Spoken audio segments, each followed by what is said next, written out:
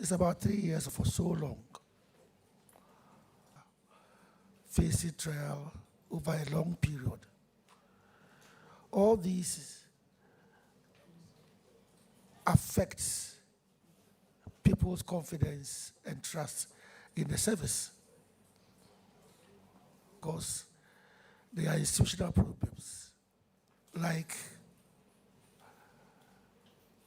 we have vacancies for as many as 116 magistrates.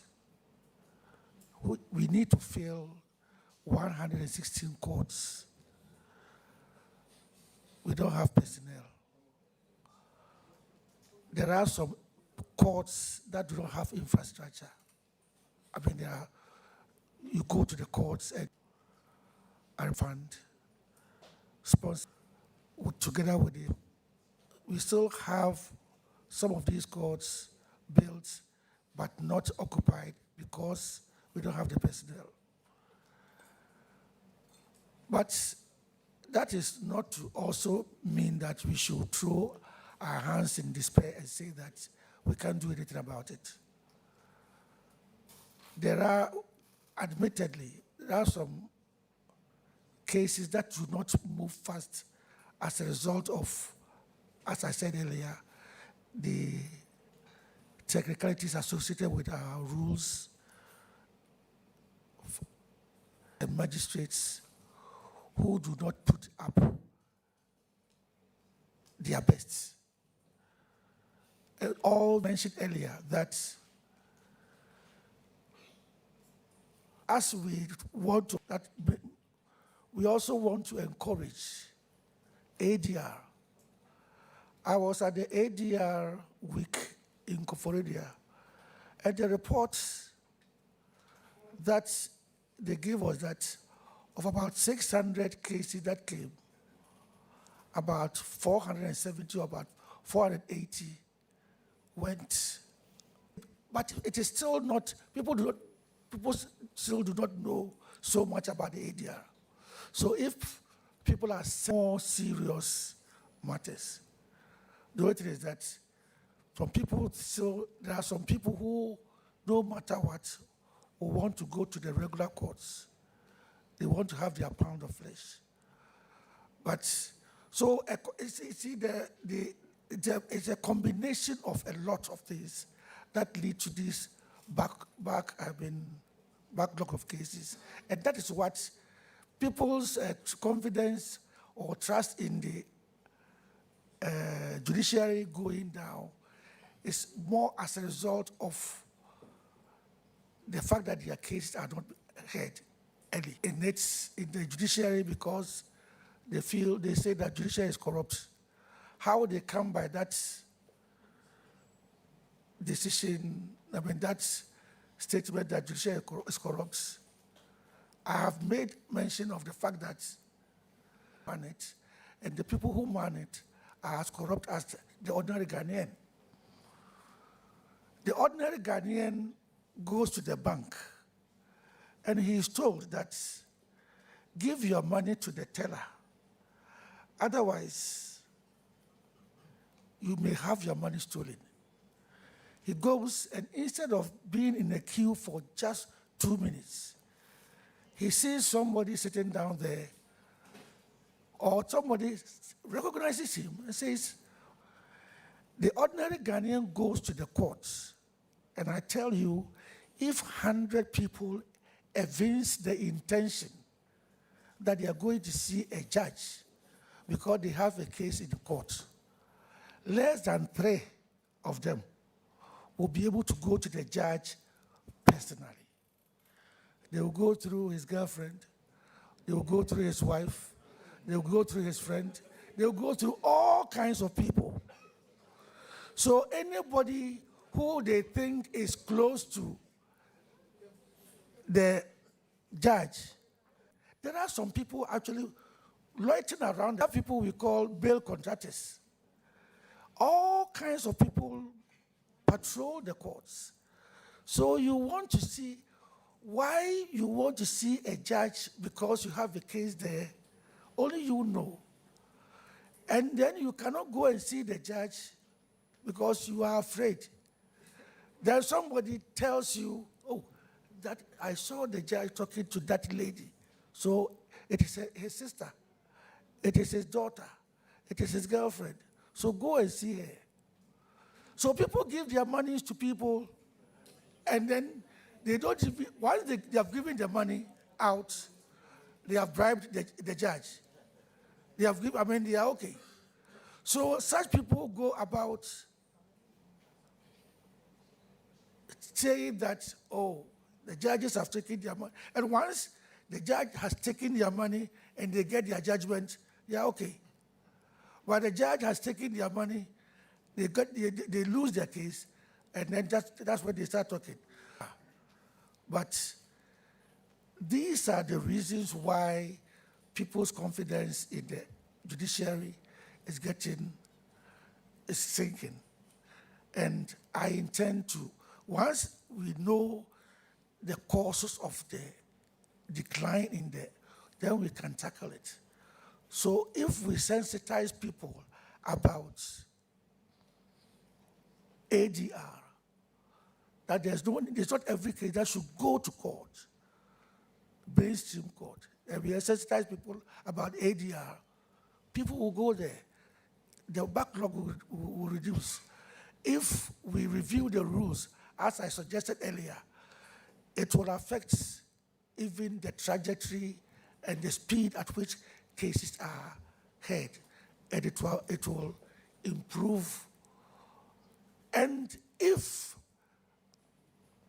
as I said, since there are still some bad notes, if we catch the bad notes and they are disciplined, then it will serve as a deterrent to people, to other judges. So we are going to, as it were, reinforce the disciplinary measures. The Judicial Council is going to take this up because we already have a complaints unit, but people don't even complain there any longer because sometimes they feel that they have complained and they don't get good responses. I'm going to reignite the whole thing, reinforce it, so that, because we should get, the judiciary should be able to say that, well, I'm not going to court, I'm going to do what we call mob injustice. Thank you. Any further question? Thank you. Having a case assignment, which was introduced to keep judge shopping and later discontinued by your predecessor. I think I am all for it. I am all for it. It is going to be reintroduced. I think for about 2 or 3 years now, we have a situation where applications that are filed do not have return dates. You go there, they say date to be fixed. Immediately so we found there were situations where a case comes before us, an application, even before the Supreme Court, an application comes before the Supreme Court, and we realize it is virtually moot because the application, which was actually time-bound, had date to be fixed on it, and it has been fixed for the past 2 years. So immediately I came, I said that one was wrong. So every case that is filed, every application that is filed should be brought to my attention so that we fix, because most applications are time-bound. And so I did that for some time. And now things have stabilized that are fixed for hearing. So with substantive cases, we are going to reintroduce it used to be there until the machines broke down, the system went off, and then it was allowed to fall into abeyance. Now we have actually started doing the electronic. Thank you very much, Honorable Umar. Do you want to ask your last question? Yeah. My Lord, there are persistent concerns out there that the current process of appointing judges and chief justices give excessive influence to the executives. What reforms, if any, would you recommend to make the appointment process more transparent? Thank you, Honorable Chair. I think I'm the wrongest person to ask this question because, as I said, I have had my elevations across political divides. But I think the current system, for us, it follows the Constitution.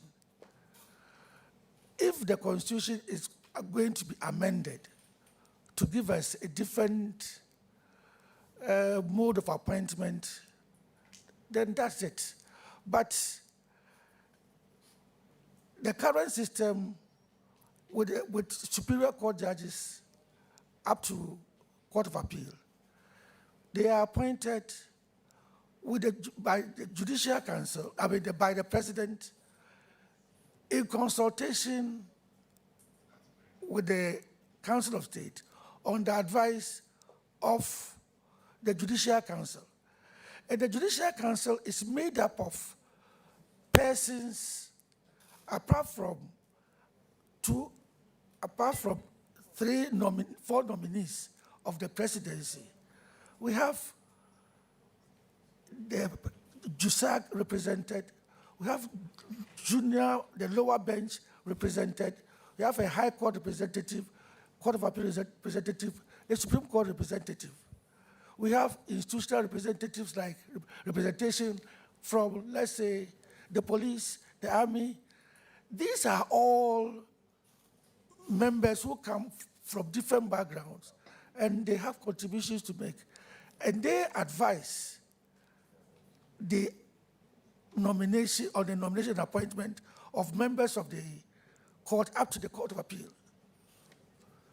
So, and when it comes to even selection of nominees for the president to appoint, we have persons who are mentioned by the Attorney General, who is a government person. But then we have the Chief Justice also bringing nominees. Have the chance to nominate persons from the bar and also from the bench. The idea is that the bench, our performance is also always reviewed by the lawyers, by the bar. So we have a situation with the High Court. You will find a particular circuit court judge whose name appears in the list of is the beneficiary of the efforts of the judges. So the judges make recommendations. In the same way, when lawyers appear before us, we know those who are good and those who are bad. And we also know those who have the temperament and the demeanor and everything that can make them judges. It's not every good lawyer who can be a judge. So sometimes we on our own. I have mentored so many lawyers, and I'll tell you, I can tell you that you will be a good material, so apply to join the bench. So even though the Chief Justice normally nominates from the people from the bench, the Chief Justice could also nominate somebody from the bar. So when these nominations are done, it go to the presidency, and then even though the wording is that it is done on the advice of the Judicial Council, and the Supreme Court has said that the Judicial Council's advice doesn't bind the president. Nevertheless, I have been a member of the Judicial Council, and currently I am its chair, acting chair. If 40 people go through our net at the Judicial Council, less than one or a maximum of 2 may not be taken by the presidency. So the advice, we say it doesn't bind them, but in reality they listen to us because the president knows that it is the Chief Justice and the Attorney General who deal with these people. So if they make this advice, and so with this kind of nomination from these 3 people, how people can talk about political, I can't really understand. With the Chief Justice,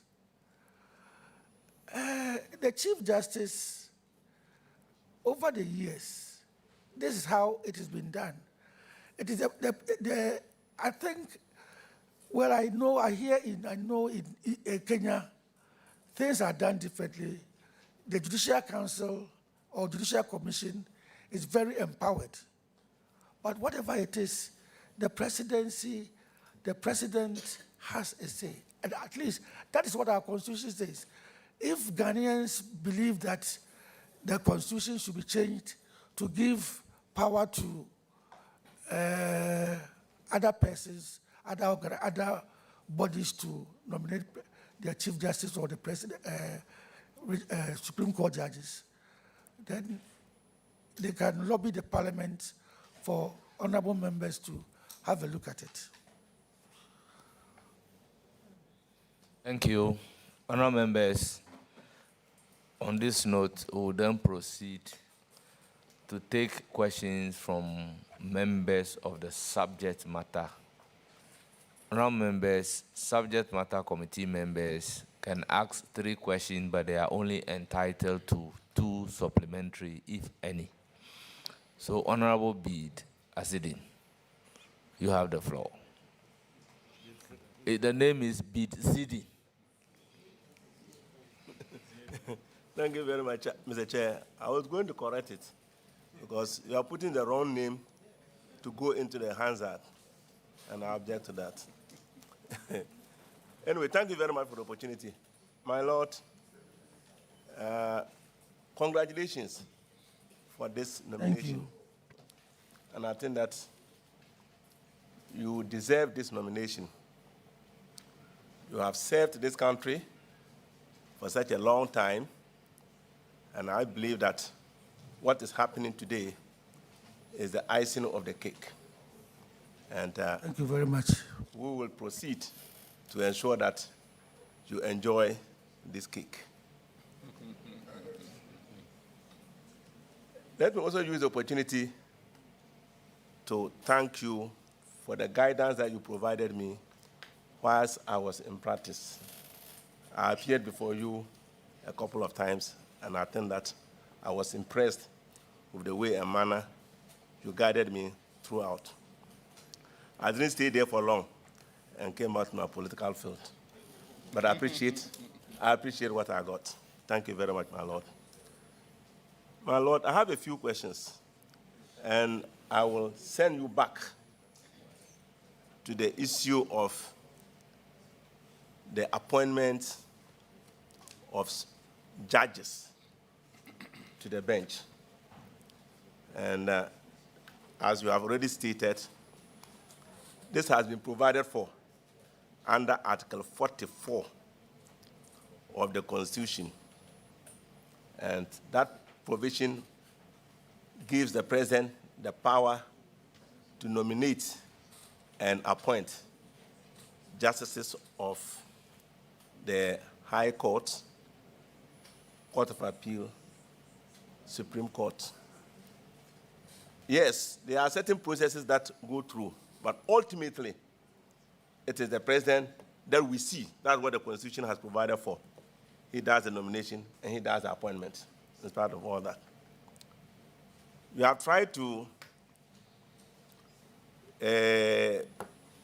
explain that even though Honorable, you are violating our rules. Please ask question. I'm asking the question, I'm laying the my mic is. My Lord, I want to find out from you.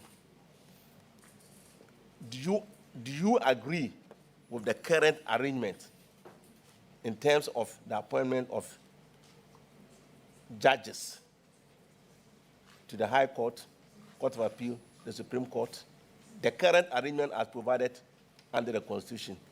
Or do you think that we can have some other arrangement?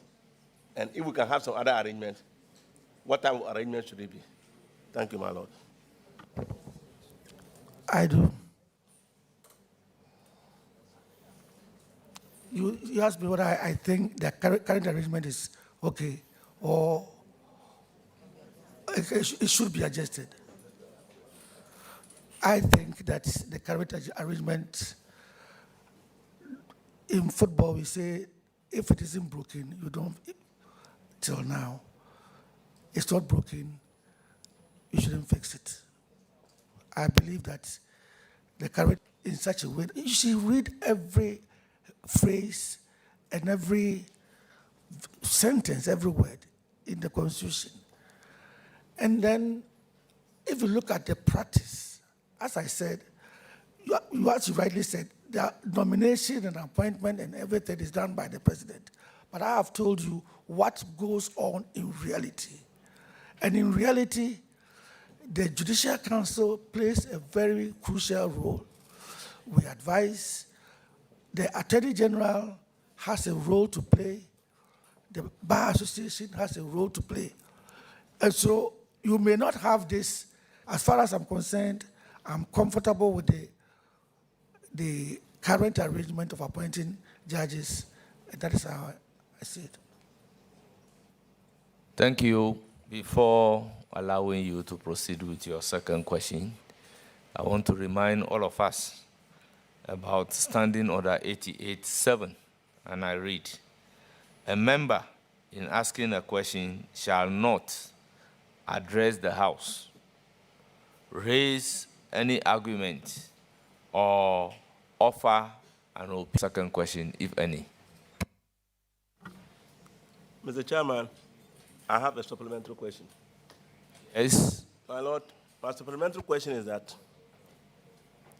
having heard you, and you are convinced about your position, how do we remove the suspicion or allegation that some presidents try to pack the course? How do we remove that one? Even though people go through all these processes, and yet the allegation is that you are violating the rules that I've just read. So please, my Lord, your answer to the supplementary question.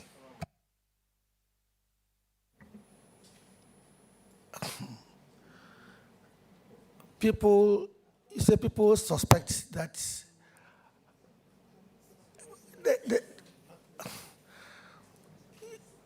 in the first place, what is packing the courts? Are we talking about the number of persons appointed to the court or what? Yes. I don't know how people's suspicions can be dealt with, but as far as I'm concerned, as I said, persons have been promoted on the advice of the Judicial Council. If 40 people, names of the current list, on the advice of the Judicial Council, 41 persons' names were sent to the presidency. And only 4 out of the 41 names were taken out. And even only on the grounds that they had not finished with the background check, as at the time they were because I was sitting on the, I was pleading with the president that we needed to have these people sworn in so that the legal year the legal year could begin with the courts full. But the president, they had not finished with the national security clearance for all of them. In the long run, out of 41, recommended by the Judicial Council, made up of members of the bar, members of the judiciary, members of the Attorney General's representative. These 37 out of, if anybody sits outside and says that the president has packed the court, how will I be able to convince such a person that it's not the president actually who put the 37 people there? We did. He only took our advice. So it is not as if, people's suspicions are going about that. You cannot go about trying to assuage people. You can't do that. People will still have their suspicions. One of the questions that I got was, people are saying I got my nomination as a result of 2013. I have explained my way. Thank you very much. Yes, any further questions? Yes, Mr. Chairman. My second question, my Lord, you have dealt with it partly, but I'm bringing you another angle. Under Article 154 of the Constitution, 1541, you if we approve you, which we are going to do, you will become the chairman, because I'll vote for it. You become the chairman of the Judicial Council. And under Article 154, you are enjoined as a council. What is your question? I'm bringing the question, Mr. Chairman. Please ask question. I've just read the rules to you. You can address us. Very well. Simply, what reforms are you going to bring to the table outside the reforms that you have already mentioned? Because you have already indicated some reforms that you are going to do. What other specific reforms are you going to bring to the table in terms of accountability, professionalism, etc., etc.? Thank you. The Judicial Service mandate is to adjudicate cases and then ensure that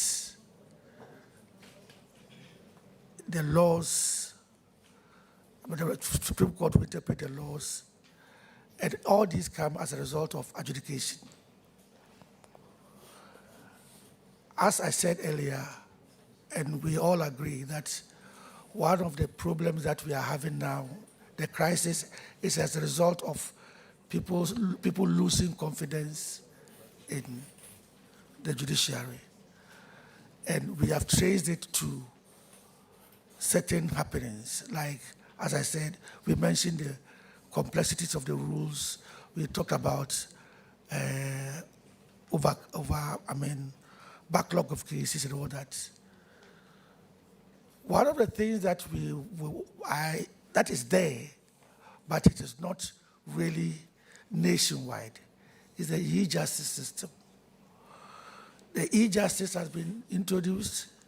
It's been going on for some time now, but it looks like the e-justice, which is supposed to help us in so many ways, is only within Accra. And also, even within Accra, it is within the law court complex. It is my hope and ambition that we will have a rollout of the e-justice to all the regional capitals. The aim is to get e-filing, e-justice to all courts in the country. But that is a long-term thing. My aim is to have the e-justice rolled out in all the regional capitals. And that will be something that will help. And then we always talk about justice in terms of cases that come to the court. We don't talk about justice in relation to even the workers. It is very, very, very important to recognize that apart from the judges, the judicial system is not made up of only superior court judges. Superior court judges, by virtue of Article 71, have their salaries decided by the presidency through the committee and then Parliament. Whilst the lower bench have their salaries tied to normal civil servants. And worst of all, the judicial, who actually form the bulk of the judicial service. As a matter of fact, if you look at our numbers, the judiciary made up from magistrates to the Chief Justice, we are just about 511. Only 511. Out of that number, those who form the higher echelons, who enjoy Article 70, Article 71, are the High Court of Appeal and the Supreme Court. We are not known more than 230 or something like that. So if you talk about our salaries in terms of Article 71, you are talking about only a fraction of members of the judicial service. So we also have to think about reforms that should affect the lower bench in terms of salary, in terms of working conditions. Because whilst we strive to get accommodation for judges of the Court of Appeal and the Supreme Court, even some of the High Court judges, even in some regions, regional capitals, they don't have accommodation. As for the magistrates and the circuit courts, the least said about them, the better. Because you go to some places and they are renting the most beautiful house. And if before you are aware, that most beautiful house belongs to a perennial litigant, perpetual litigant. Somebody is almost always in your court. So you find it impossible to even work. You understand? So we should also be thinking about, whilst we are thinking about clearing the backlog, doing that, we should be thinking also about the staff. And that is what I mean to do. I want to have a proper discussion of the terms and conditions of the terms of engagement of the lower bench and the staff. That is something that I will make my personal project. Thank you very much. Yes, Any more questions? Chairman, that will be all for now. Thank you very much. Well, thank you. You said that will be all for now. I believe you won't have the opportunity to ask questions again. We are now moving to the leadership. And I'll plead with the leadership that the 3 questions rule would apply to us as well. So, Honorable Majority Leader Mama Yariga, you have the floor. Thank you very much. Let me also congratulate the nominee, Acting Chief Justice, for his nomination to occupy the position substantively. I'm sure you sat through and you listened to the engagements between myself and the minority side. I had no intention of preventing anyone from freely expressing themselves. I just wanted them to do so in accordance with our rules so that there can be sanity in the way that we conduct business. I think the gravamen of their case, which I would have provided them with a response, it is proper for you to be taken through the vetting process because there are a number of suits pending challenging the removal of the previous Chief Justice. They're asking what the implications for stability in the judiciary will be, assuming that those challenging the propriety of the removal of the previous Chief Justice succeed in their claim. What will be the nature of the enforcement of the reliefs that they are seeking, and etc. So basically, the question is, do you think that it is proper for us to go through this process whilst these suits are pending? Thank you, Honorable Chair.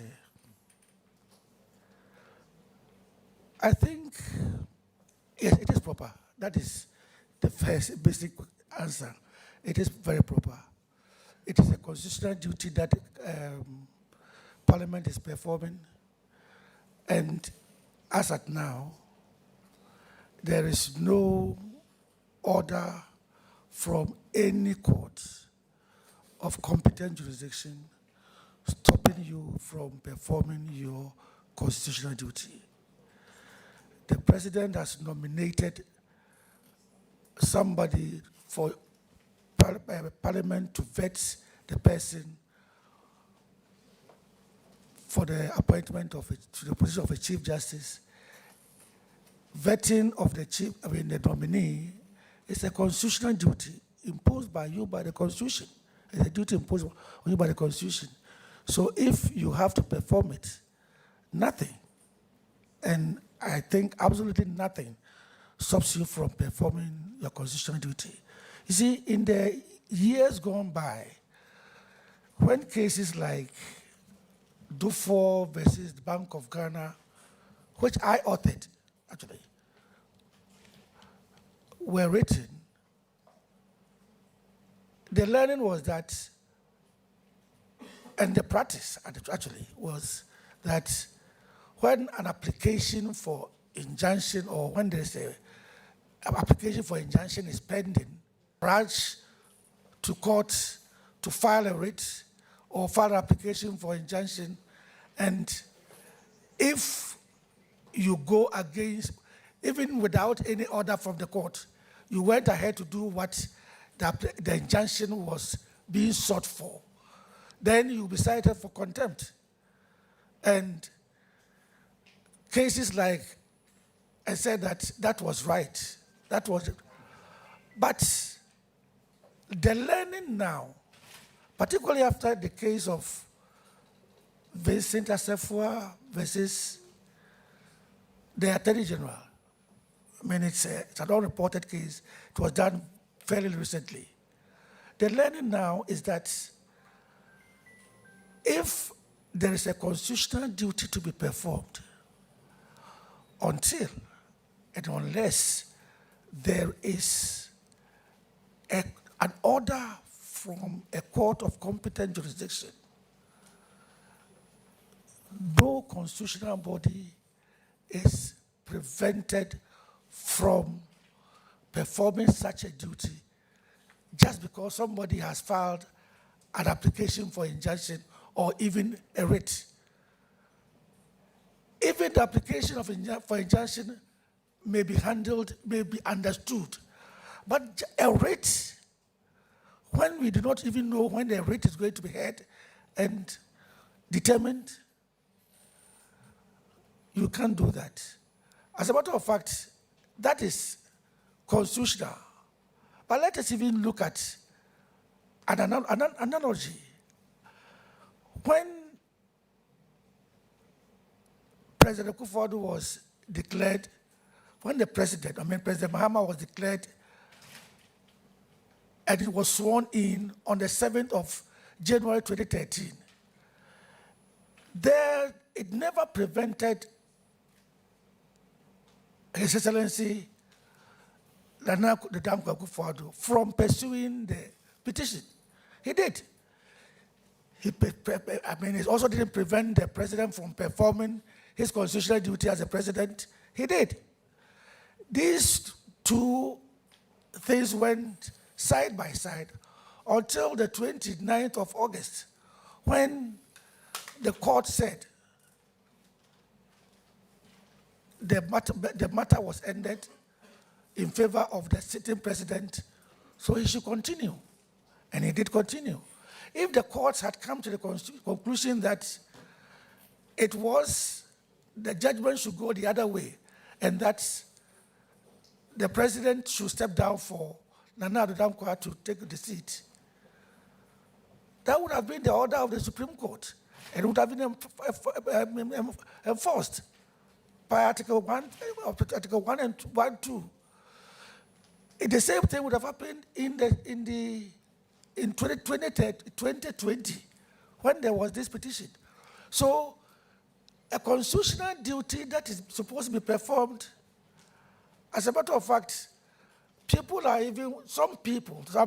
persons are even of the view that even the Supreme Court cannot even come to the parliament and then make an order to stop, long as no order be performed. And I think it is right that we are going ahead with the vetting. So in essence, there's no court order restraining the president from nominating a chief justice? There's no court order restraining parliament from processing the nomination of the president? There's no court order. And you are here because we have summoned you to come for us to process you? Which I couldn't refuse to. Of course, you cannot refuse our summons. You cannot refuse our summons. But the second issue that they raise, and I want to be fair to the records, is that they also say the cases that have been filed, you are sitting now as the acting Chief Justice, and that you haven't listed those cases to be heard. Is that accurate? And why would that be the case? If this statement is made by, with all due respect, I don't know whether it is parliamentary language. Yeah, they made it here. If this statement is made by a person who is not a lawyer, I will put it down to ignorance. I will say that maybe the person is uninformed about legalities, so I will pardon. But if a lawyer makes a statement like this, I would think that it is populist and maybe down. Please, my words. The Chief Justice does not list cases for hearing. the chief when they are ripe for hearing. So we have listing, we have cases getting ripe for hearing, and then being listed before the empaneling is done. The Chief Justice comes in after a case is ripe for hearing and it has been listed, and then he empanels. So the Chief Justice cannot be accused of failing to list cases or empanel, when the case is not even ripe for hearing. A case is ripe for hearing when pleadings have closed. Pleadings get closed with it. Pleadings are issuance of a writ, a response, and then even sometimes we ask you to file memorandum of issues, particularly constitutional cases. So these three things are done, and when they are done, we say the case is ripe for hearing. Then the registrar will list the case, list all the cases that are ripe for hearing, and the Chief Justice will then empanel judges to sit on them. So if it has not been brought to the attention of the Chief Justice that these cases are ripe for hearing, or they are listed, the Chief Justice does not empanel. Now, when a plaintiff issues a writ, and then he is waiting for the defendant to file a response, the response has to be filed. The defendant doesn't file a defense, he has every right to move the court for certain reliefs.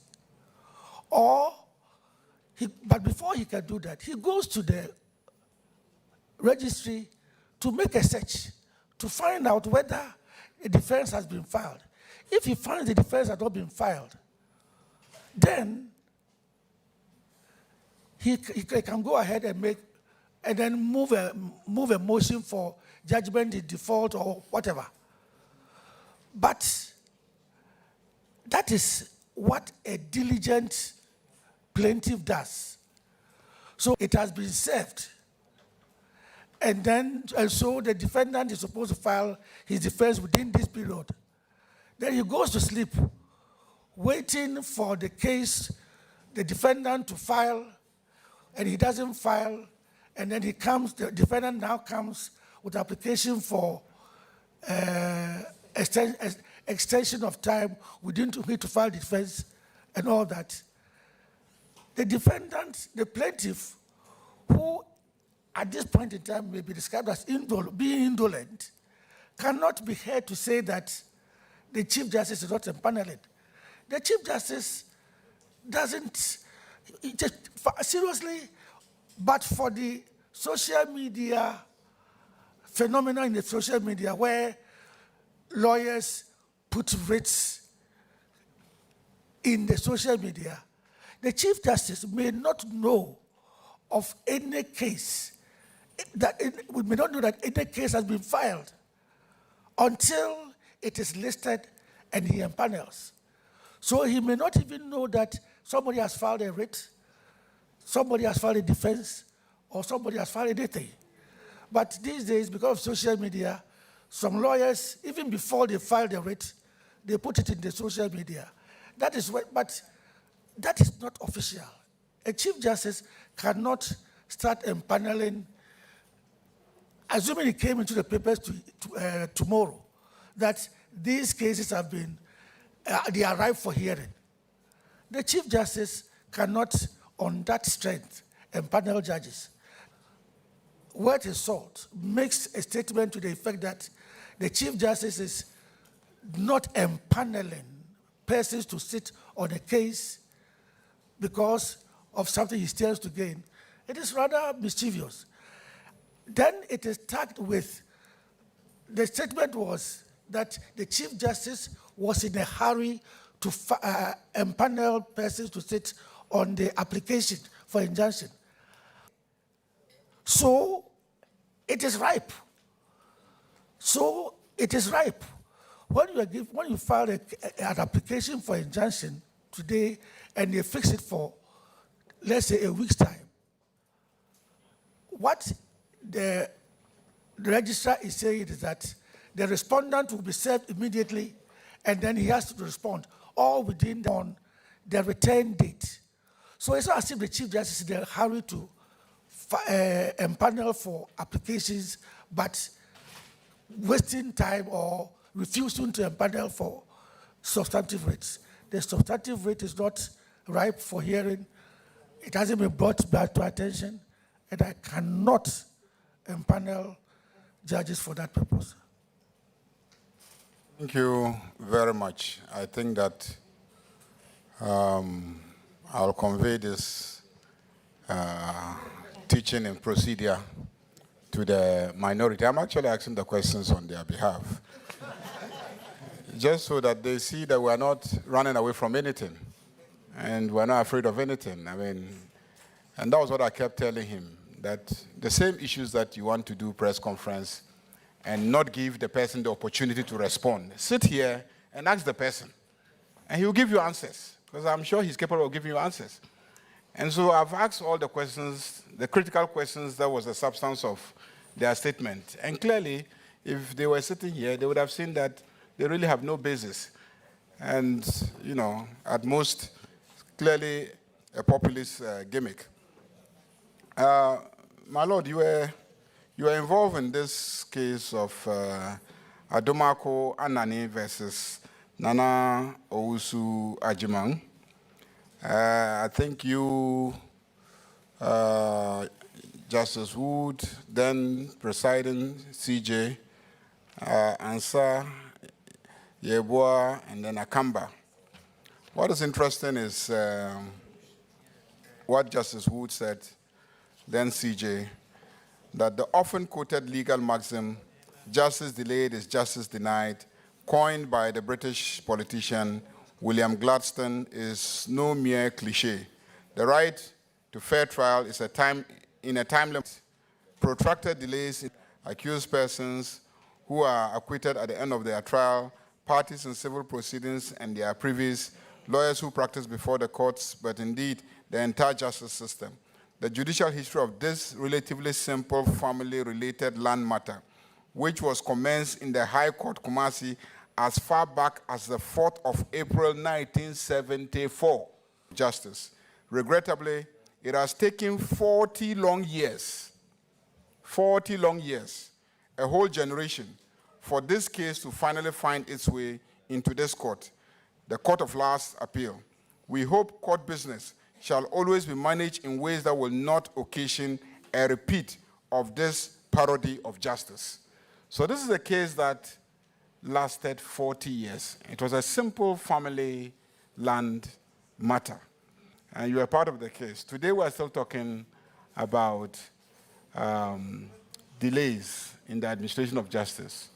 In this age of AI, have you considered how to use technology to quicken the pace of the administration of justice and the resolution of cases? Thank you, Honorable Chair. I have forgotten the facts in this case.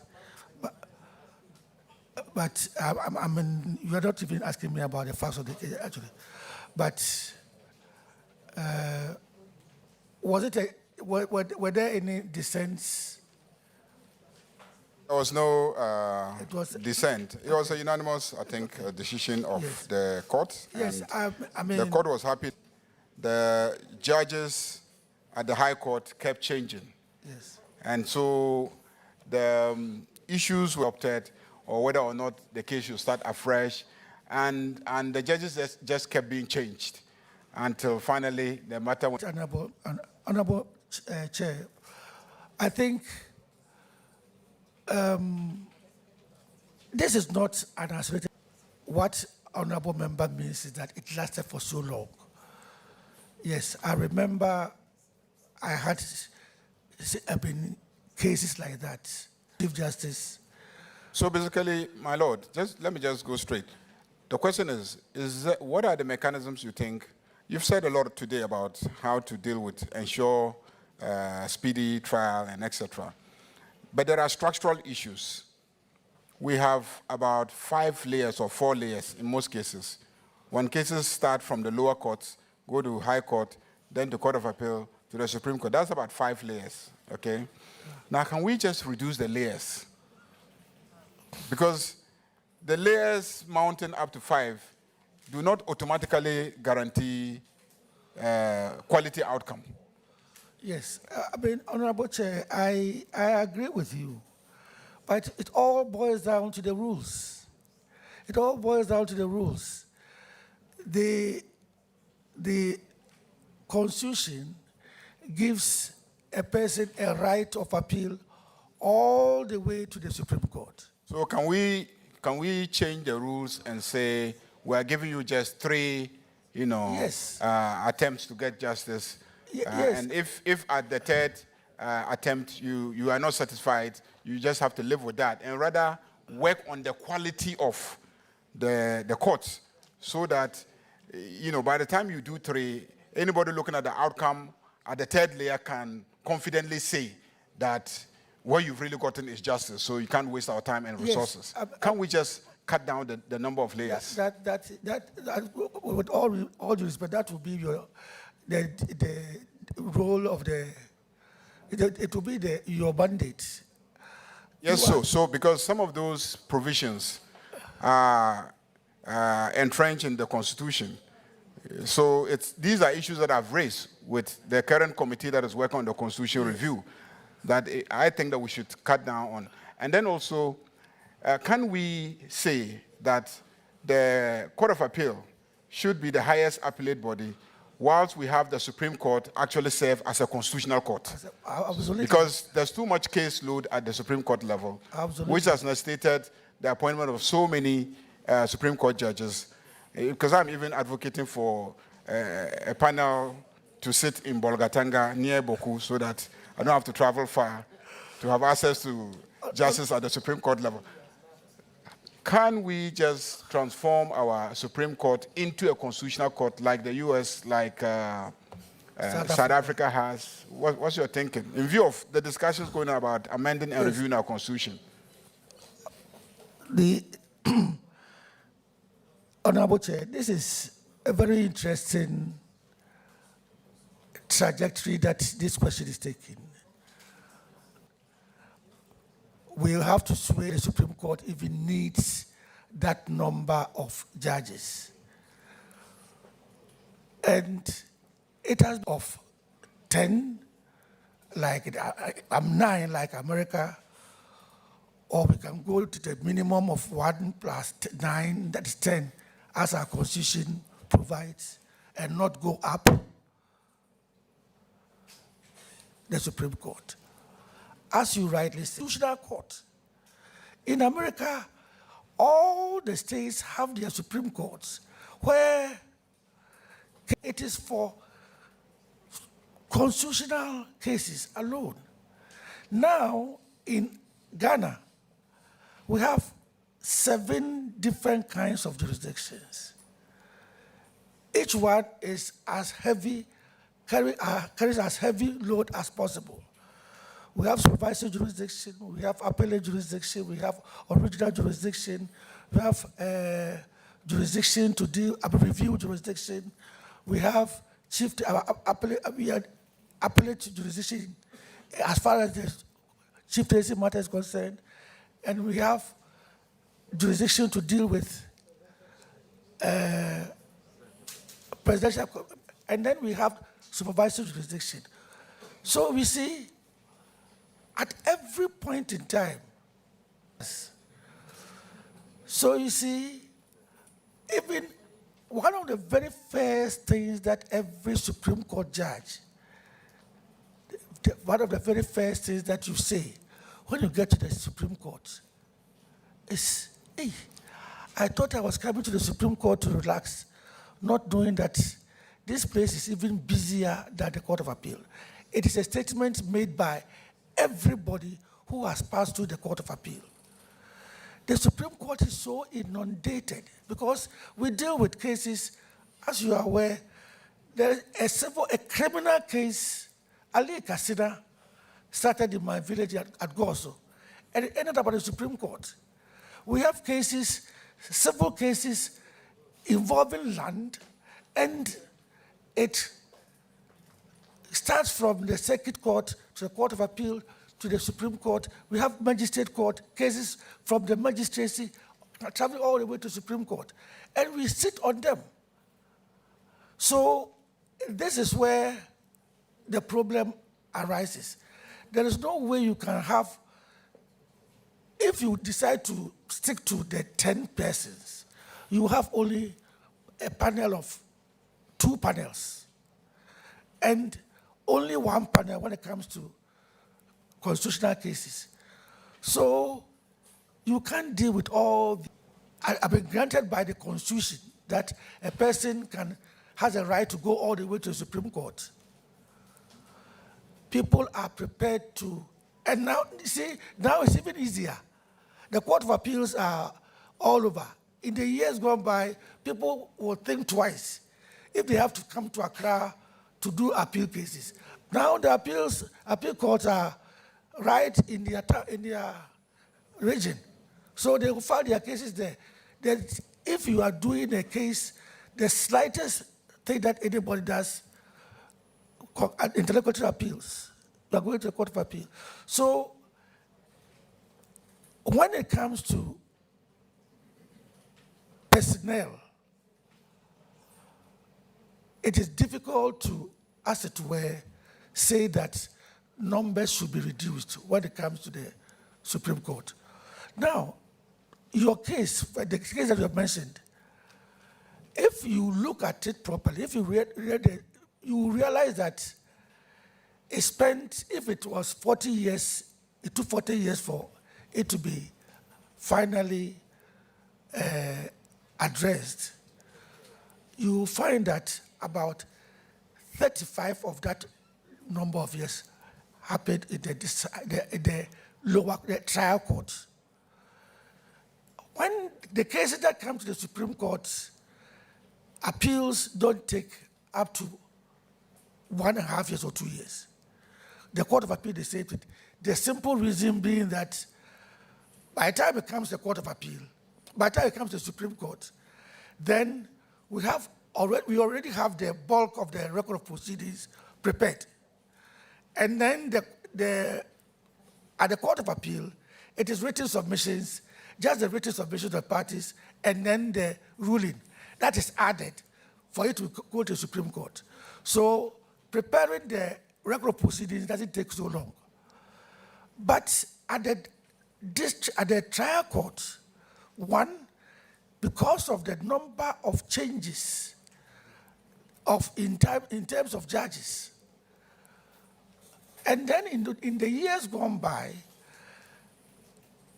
parties had the right to object, to say that, no, in the years gone by, both parties and the lawyers had to agree for the proceedings to be adopted.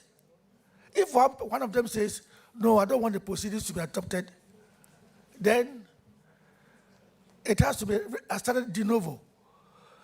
And then even where, funnily, even where proceedings were supposed to be adopted, you'll find that the judge might have retired. I mean, some judges were writing like this, like that. So you find that they cannot, nobody can even read their handwriting to be able to type it. So, you know, that one alone is enough. But as I said earlier, there must be a way of tracking cases so that cases that kept so long on the way should be fished out.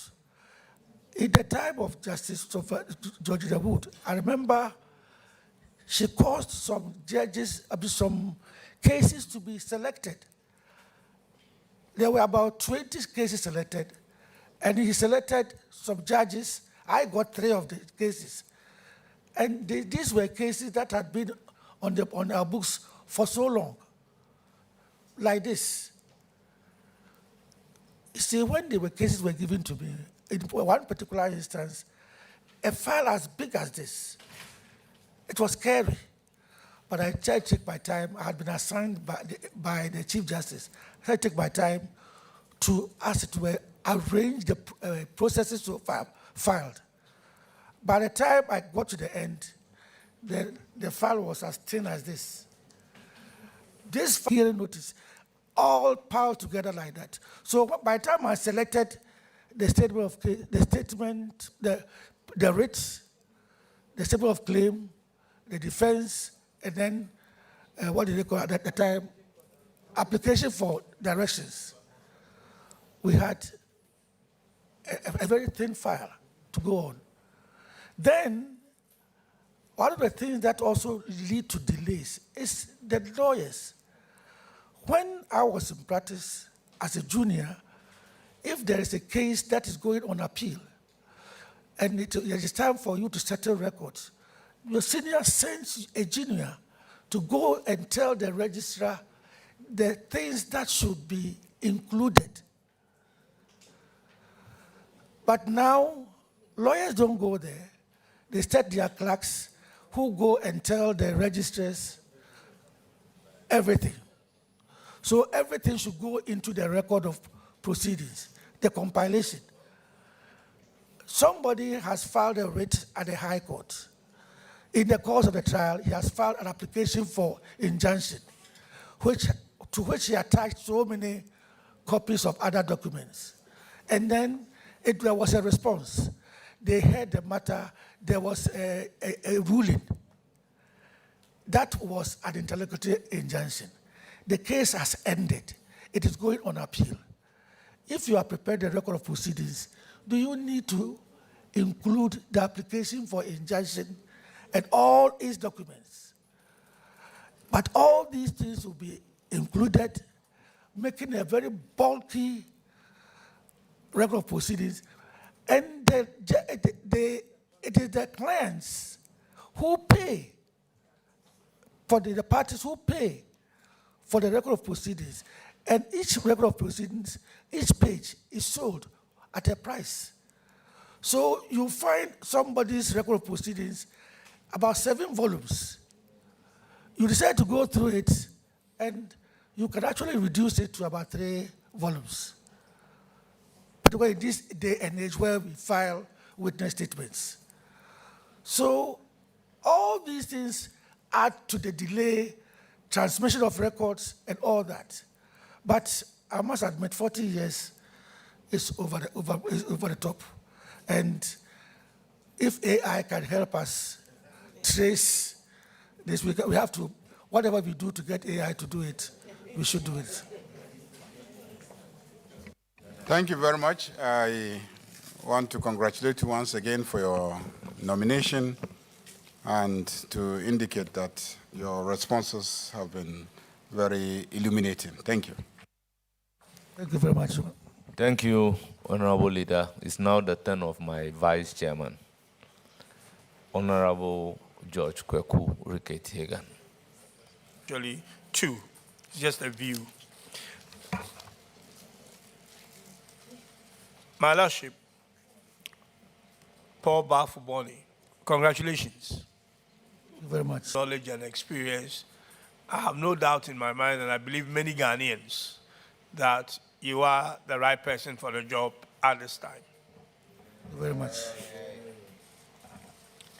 Now, just as I said, just a view, actually, that I want.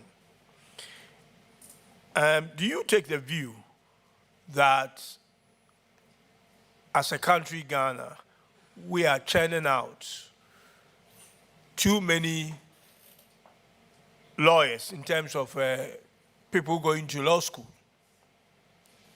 And if that is your view as well, because it's a view of, a school of thought, if that is your view, would you support downsizing the intake to the law school as well as those who go through the bar? Thank you. Thank you, Mr. Chairman. Honorable Chair. I think I don't agree. I don't share that view that we are churning out too many lawyers. Actually, the word churn gives the impression that we are not training. We are doing substandard work that the products are substandard, but that is not the case. We are also not overproducing. Actually, you see, if you go into history, throughout the whole period that we have had lawyers in Ghana, lawyers that the law school has produced, and the lawyers who have come from outside, all put together, from 18th century, Mensa Saba and all that, we're not up to 15,000. 15,000. And that is from 18th century. Out of this, a lot of them have died. A lot of them have migrated. So currently, the people in Ghana who are lawyers, despite the numbers that you see being called to the bar last year and 2 years ago, the numbers are not up to 7,000. The number of lawyers in Ghana are not up to 7,000. And out of this 7,000, less than 5,000 are in private practice. Less than 5,000 are in private practice. For example, those who are on the bench are also part of it. All those are people who are not even in practice. So you see, if you take the number 5,000 as lawyers in Ghana, and you measure it against the population of Ghana, you have a ratio of 1 to 7,000 citizens. 1 lawyer to 7,000 citizens. Nigeria, they have, I think, 1,500 or 2,500. The UN sustainable is that it should be 1 person to 250.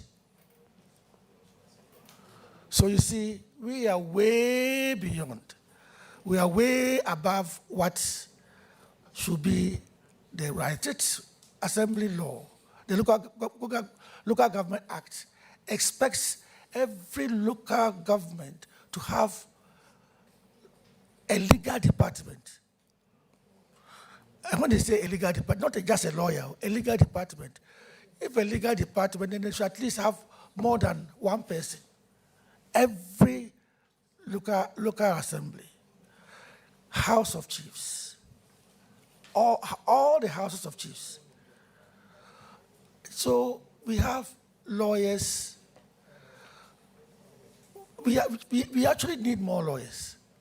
If you are deceived by the number of lawyers you see in the law court complex or plying their trade in Accra, you may be deceived into thinking that there are many. But go to Kumasi. Kumasi has a population as big as Accra, slightly lower than Accra. Or Ashanti region is maybe even bigger than Greater Accra. But the number of lawyers operating in Kumasi, from Kumasi, are 305. Kofori, they are 110. Secondly, and my honorable will tell you the number of lawyers who are in Tamale, Bolga, and Wa. You see, we don't have enough lawyers. So even the ones, the number that we have a maldistribution, geographical maldistribution. So if you see lawyers, and there are so many of the lawyers that came out, who were called to the bar, The people who were called to the bar very recently, there were about 800 of them. I can assure you about 200 of them may never ever step in the courtroom. They just, the headmaster of my school, the best secondary school in Ghana, is a lawyer. And he's been a lawyer for the past 6 years. I asked him why he went to read law. He says, when he retires, which he'll be doing at the end of November, then when he retires, then he will pick his law, he'll go and do galamsey. No, not the galamsey. The lawyers understand legal galamsey. Are you talking about galamsey in law? In law, yes. Very well. So you see, and then of the 5,000 lawyers that we have in Accra, so many of them have run to Parliament House. They are politicians now. They don't even come to court. So, my Honorable Chair, they are not many. As a matter of fact, I believe that we need to expand. We need to expand the admission so that, because now a lot more people are doing the LLB and they are not getting the chance to go to the law school.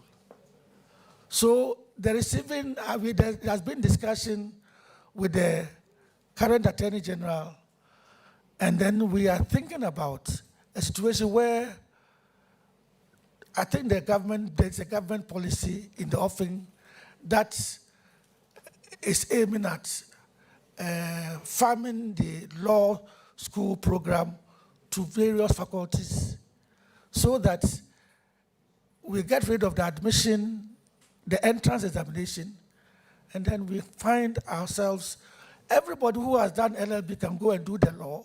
At the end of the day, there will be an examination.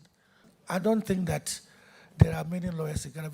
We actually need more lawyers. Thank you very much. Any further questions? Yes, Mr. Chairman. Thank you for the enlightenment, my Lord. My second one is also a view. And now let's turn to the Supreme Court itself. Ghana's population is about 34.5 million. Let's say America's population is 10 times that size. We have 19. We have 9 to America's 345 million.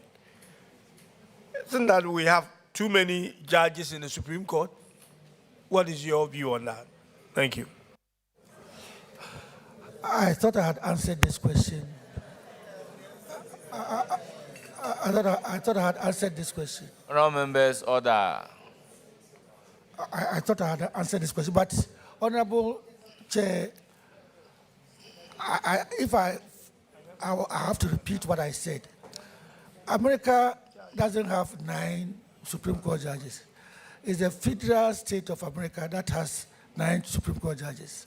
America has about 351 Supreme Court judges all over the 51 states.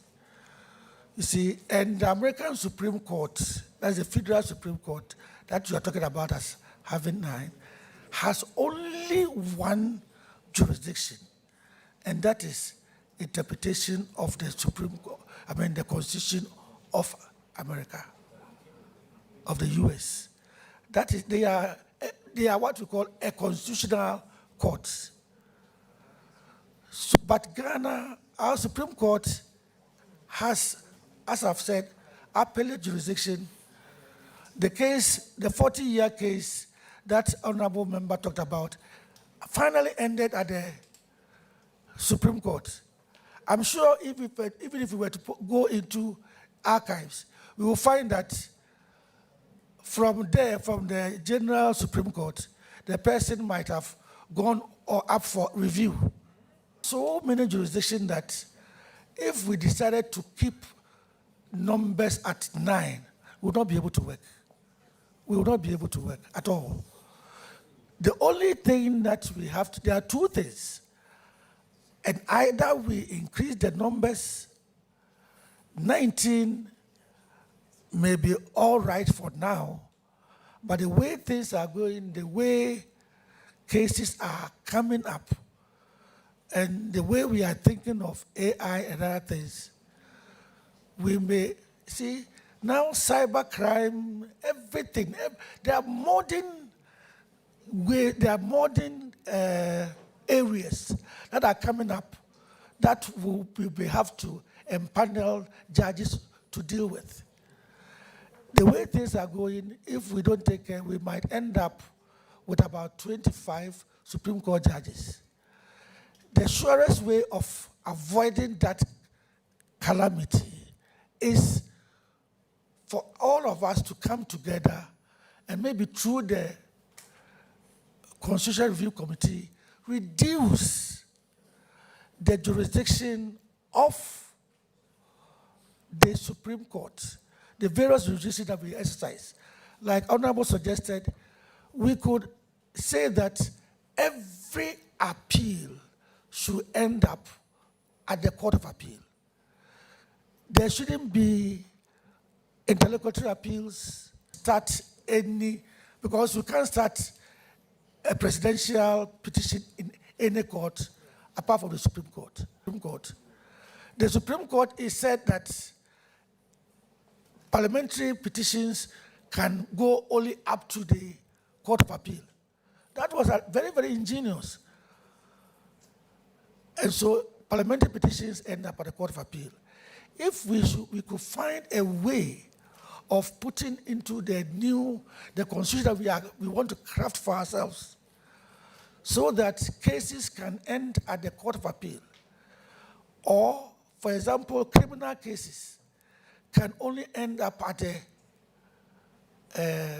High Court or the regional tribunals or whatever. Then we can start thinking about reducing the number of Supreme Court judges. Otherwise, we should be prepared for a situation where we can have 20 or more Supreme Court judges in future. Honourable Member, do you have any more questions? No, Mr. Chairman. I just want to thank my Lord, and then I wish him well. Thank you very much. Thank you very much. Thank you, honourable members. My Lord, our revered guest, it's now my turn to ask questions. And by our practice and procedure, I don't have limit to the number of questions I'm supposed to ask. However, I have sat throughout the proceedings. I have listened to all questions asked and answers provided. I do not have any question for my Lord.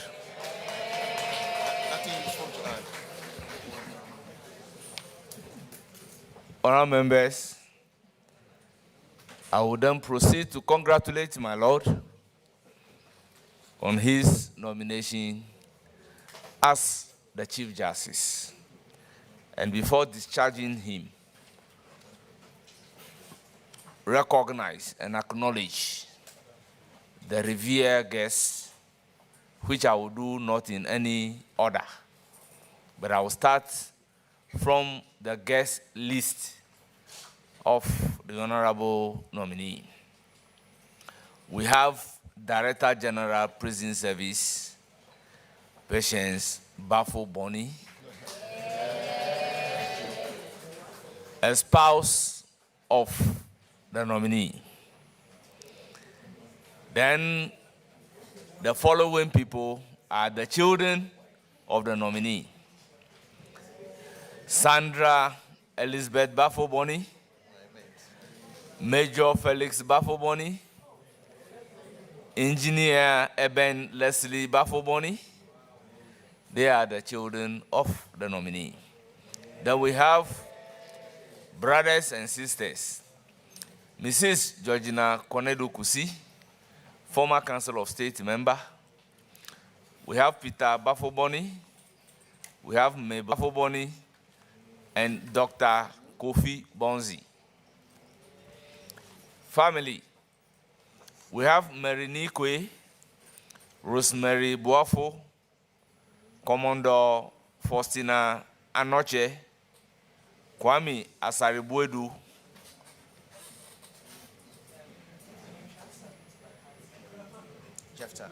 Jefta Apau, Esquire, Otumfo. We have Nana Sampamahini,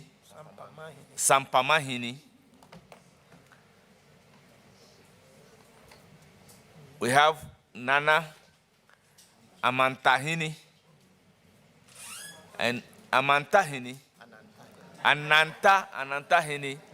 Forgive me if I don't pronounce it well. Typical Aigbe boy pronouncing three names. Then we have Nana Dr. Abura Boatin, Nyinahini in the Ashanti region. You are welcome. Then we have Reverend Father Akes, Christ the King. Reverend Pastor Tete, Assemblies of God. Then we have old student of Konongo Odumasi Secondary School. We have Felix Abuaji, Esquire. We have Justice Kusi Minka, Esquire. We have Koku Chiramantin, Esquire. We have Esuo Yao Benin. We have Captain Collins Fos. Honourable members, we also have Marietta Ajewa Brew. The legal counsel to His Excellency, the President of the Republic of Ghana. We have Benedict Bob Derry, Director of Prisons Operations. We also have Francis Omani Ado, Deputy Director General of Prisons in our midst. Honourable members, don't take offense in the event I do not mention your name. At the back, I have Nana Sangba Jafla II, Paramount Chief of Sampa Traditional Area, also representing His Royal Majesty Otumfo Osei-Tutu. We have Nana Baffoe Ajay Chichikra II, member of Asantehini's delegation. Then we have Berima Yao Koda Opong, Monwurahini of Achim Ebuakwa Traditional Area. Then we have Togbi Teprehodo the Fourth.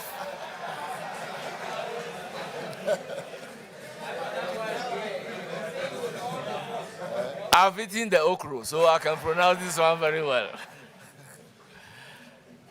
He is the Paramount Chief of Famfoga, the President of the Volta Regional House of Chiefs, President of the Volta Regional House of Chiefs, representatives from the National House of Chiefs, and is also a member of the Judicial Council. Then we have Nana Dr. Abra Boatin, the Chief of Nyanahini. I think I have announced. No, you have 16. I've done it. Now, back to the tall list containing the Supreme Court, Court of Appeal, and other judges. The Hansard Department to capture every name that I have pronounced here, preface it with my Lord or my Ladyship, if I don't pronounce it. We have Gabriel Poma, Justice of the Supreme Court. We have SKA, my very good friend, Asiedu, Justice of the Supreme Court. We have another good friend, Justice Tanko Amadou of the Supreme Court. We have Ernest Gaiu, Justice of the Supreme Court. We have Henry Kofi, Justice of the Supreme Court. We have Justice Dennis Kujo, Supreme Court. We have Justice Hafizata Amaliboba, Supreme Court. We have Justice Johnson Mbila, Supreme Court. No, member of the judiciary. Member of the judiciary. Yeah, Judicial Council. We have Samuel Afote, Judicial Council member. We have Ambassador Ekuya Sana Danso, Judicial Council member. Then I have announced Togbi Teprehodo already, but he's here again, Judicial Council member. Bill. We have Justice Pamela Kranti, Court of Appeal. We have Yao Onyamiye,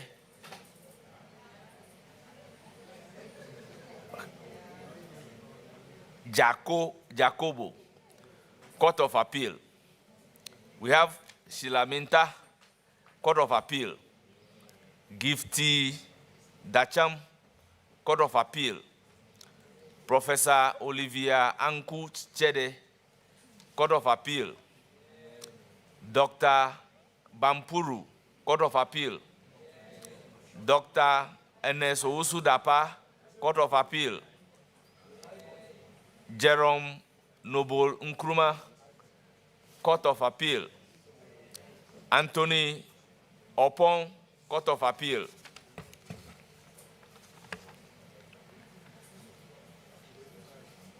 Jafta Apao, Circuit Court. Gifty Ajay Ado, Court of Appeal.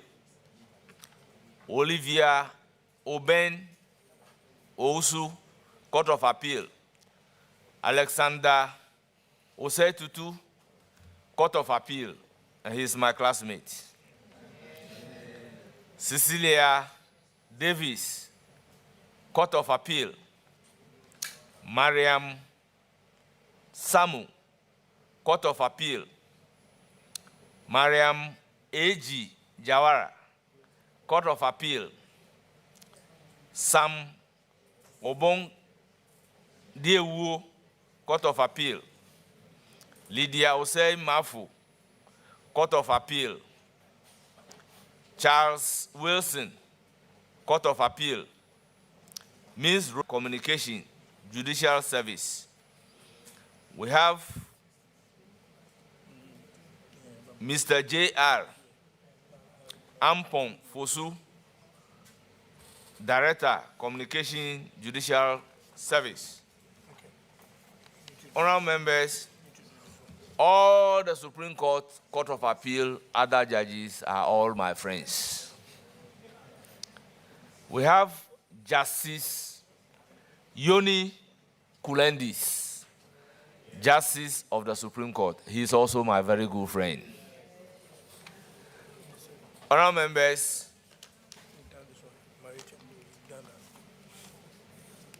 you are all welcome.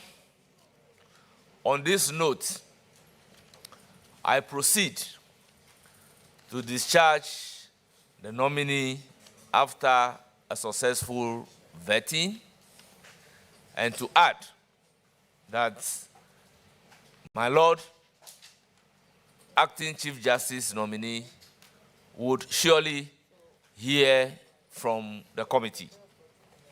You are hereby discharged. Remain seated. And I was asked to add that in Parliament we don't clap, but we said, hear, hear. Thank you all for coming.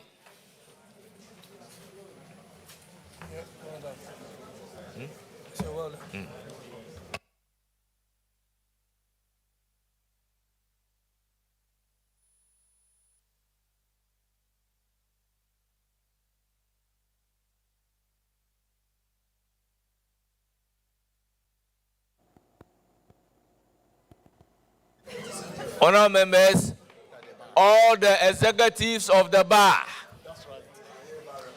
I've seen the president and other members of the bar, former presidents. My own classmate, Kokujewu, you are all welcome.